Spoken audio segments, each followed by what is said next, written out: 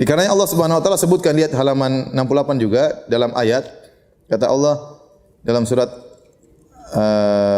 Fatir, kata Allah Subhanahu wa taala, "Tsumma awrasnal kitaba alladzi istafaina min ibadina."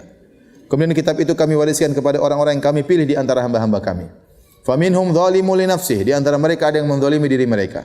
Wa minhum muqtasid, di antara mereka ada yang sedang, ya, pertengahan. Wa minhum sabiqum bil khairat, dan di antara mereka ada yang berlomba-lomba dalam kebaikan biiznillah. Dzalika huwal fadlul kabir, dan itu merupakan karunia yang amat besar. Jannatu adnin yadkhulunaha, ya, mereka masuk dalam surga yang kekal. Yuhallawna fiha min asawira min dhahab, di mana mereka dihiasi dengan gelang-gelang yang terbuat dari emas, wa lu'lu'a, dan juga dari mutiara, wa libasuhum fiha harir, dan pakaian mereka terbuat dari sutra. Jadi kata Allah, ya, "Tsumma awrasnal kitaba", kemudian kami wariskan Al-Qur'an, kami berikan kepada hamba-hamba kami yang kami pilih. Yang kami pilih di antara hamba-hamba kami. Jadi ada yang tidak terpilih, ada yang dipilih, yang tidak dipilih. Ternyata yang dipilih oleh Allah ada 3 modelnya. Faminhum dzalimun li nafsi, yang berbuat zalim kepada, menzalimi dirinya sendiri. Maksudnya apa? Dia berdosa. Kita kan bilang zalim ada 3.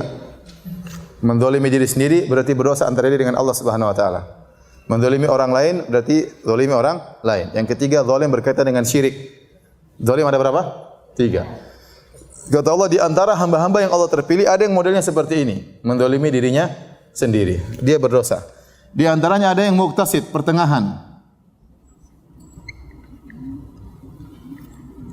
Dan di antaranya ada yang berlomba dalam kebaikan, selalu dalam kebaikan.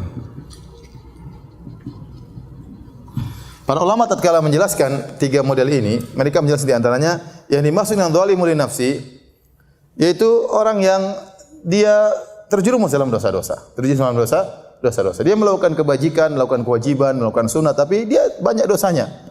Dia terjerumus dalam apa? Dosa-dosa.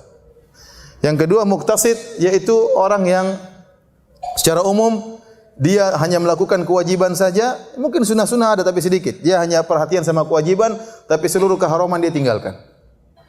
Kalau yang ini enggak, ini kewajiban dia lakukan, keharaman juga dia kerjakan. Paham? Yang pertama ini dia kewajiban dia kerjakan, keharaman juga dia kerjakan. Yang ini dia kewajiban dia kerjakan, keharaman dia tinggalkan seluruhnya. Dia tinggalkan, ya dosa-dosa kecil tidak dianggap. Maksudnya secara umum, kita bicara secara global. Tidak mungkin ada orang juga wajib saja, tidak ada. Pasti dia wajib, ada sunnahnya. Tapi secara global, dia melakukan kewajiban-kewajiban dan seluruh keharaman dia tinggalkan. Yang ketiga, dia melakukan kewajiban dan sunnah-sunnah dan dia meninggalkan keharaman dan makruh-makruh. Sabiqun bil khairat. Atau kita tulis ya, biar enggak lupa. Yang pertama tadi apa? Yang ini apa? Melakukan kewajiban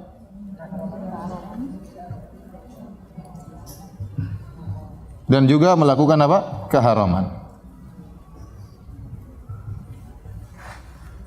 Kalau yang ini melakukan kewajiban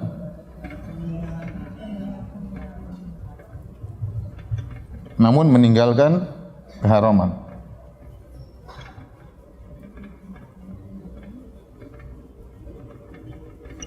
Yang ini melakukan kewajiban dan sunnah-sunnah, meninggalkan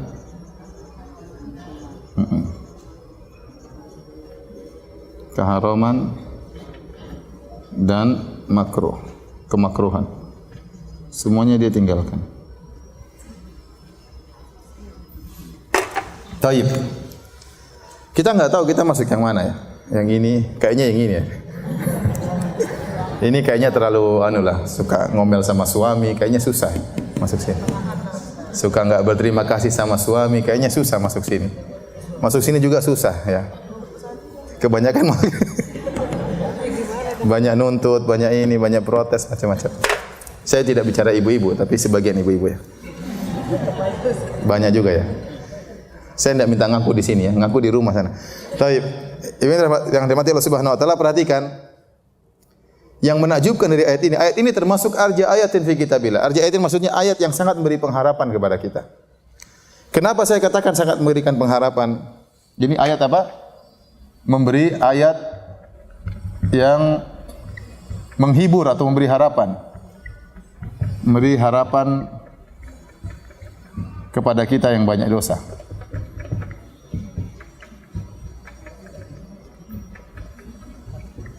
Kenapa? Karena ternyata di antara hamba-hamba yang Allah pilih bukan cuma yang model ketiga dan bukan cuma model yang kedua. Paham?